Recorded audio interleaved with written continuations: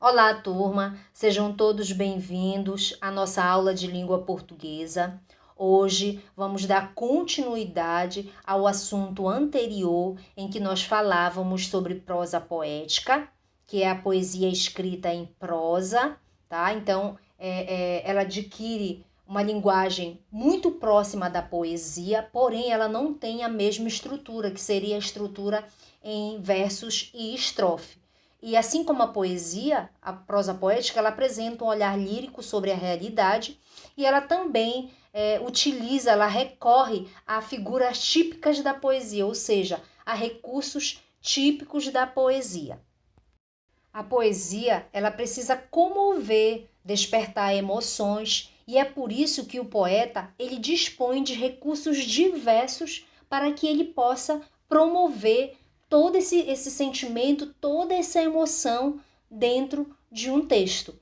Então, ele vai utilizar as figuras de linguagem, por exemplo, que será um dos recursos, em que vai apresentar a figura de linguagem, ela apresenta alguns recursos estilísticos da poesia que torna a mensagem mais expressiva. E na aula anterior, nós iniciamos esse trabalho sobre as figuras de linguagem, em que nós falamos da aliteração, que é a repetição de sons consonantais, da anáfora, que é a repetição de uma ou mais palavras no início de frases ou versos. Falamos também da antítese, que é o uso de termos que têm sentidos opostos, da assonância, que é a repetição de sons, e nós vamos dar continuidade a esse estudo, tá? Referente à figura de linguagem, um assunto muito importante dentro da língua portuguesa, tá? É a parte da estilística, por ela dar maior expressividade à linguagem poética. Então, vamos continuar falando. A nossa próxima figura de linguagem seria a comparação. A comparação já está dizendo, é uma comparação explícita, ou seja, clara. Então, exemplo, Maria Rita é bela como uma flor. Então, a gente observa a comparação que é feita entre a personagem aí, que seria Maria Rita, e a flor. Ou seja, ela compara a beleza de Rita a uma flor. E ela utiliza aí um elemento de comparação, que seria a conjunção como, para estabelecer essa comparação. A nossa próxima figura seria o eufemismo. O eufemismo é a utilização de termos para suavizar o discurso.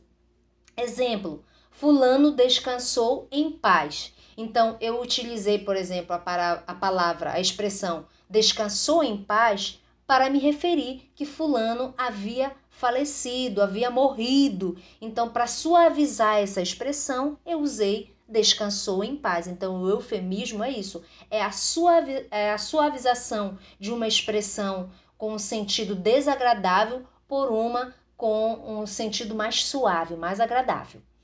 A ironia é a próxima, que é a representação do contrário daquilo que se afirma. Ou seja, a ironia, você diz algo de forma contrária daquilo que você gostaria de dizer. Tá? Exemplo, é tão inteligente que não acerta nada. Então, nós já observamos aí, né, que a ironia aí, né? Ele diz que é tão inteligente e em seguida ele fala que não acerta nada. Então, a gente verifica aí a representação do contrário daquilo que se afirma. Eu afirmei que ele era inteligente, porém eu disse o contrário, né? Ele não acerta nada. Metáfora. É uma comparação implícita, tá? A metáfora, ela é muito parecida com a figura de linguagem de comparação. Só que a comparação ela é uma comparação explícita, clara, tá certo? A metáfora não, ela é uma comparação implícita e é uma das figuras muito utilizadas dentro da parte textual de língua portuguesa, porque é uma figura de extrema importância. Então, é uma comparação implícita sem o elemento comparativo. Tá ok? Então, exemplo, Maria Rita é uma flor. Olha aí, a comparação, ela não está explícita, porque eu digo que ela é uma flor, mas eu não estou dizendo em que elas se assemelham, tá? Em que a Rita ela se assemelha à flor. Então, é uma comparação implícita. E a gente observa que não usa o elemento de comparação, que seria, por exemplo, como aí. Eu poderia ter dito isso aqui, Maria é como uma flor. Entendeu? Se eu dissesse dessa forma, seria uma comparação.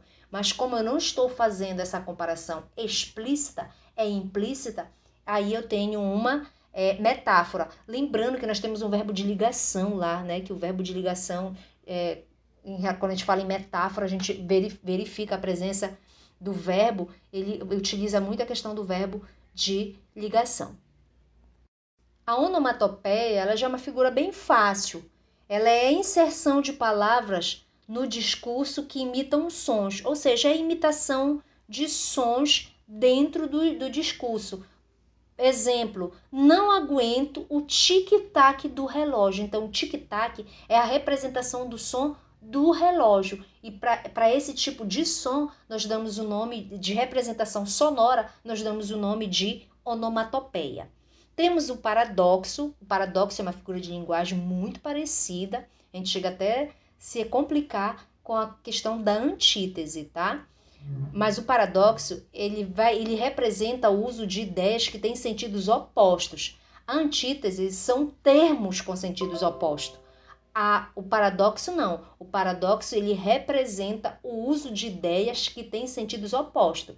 Por exemplo, o riso é uma coisa séria. Nós temos o riso, que é uma ideia, tá? E que vai fazer oposição a uma próxima ideia, tá? O riso é uma coisa séria. Olha, imagine um riso ser algo sério. Então a gente observa ideias opostas e não termos, tá ok? Então, essa a diferença em relação à antítese.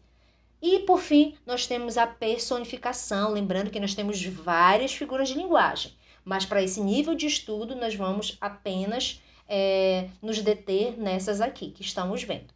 Então, para finalizar, nós temos a personificação ou prosopopeia, que é a atribuição de características humanas e qualidades a seres inanimados e irracionais, ou seja, é como se nós atribuíssemos características humanas a seres inanimados, ou seja, coisas que somente os seres humanos fazem e que a gente passa a atribuir a seres irracionais.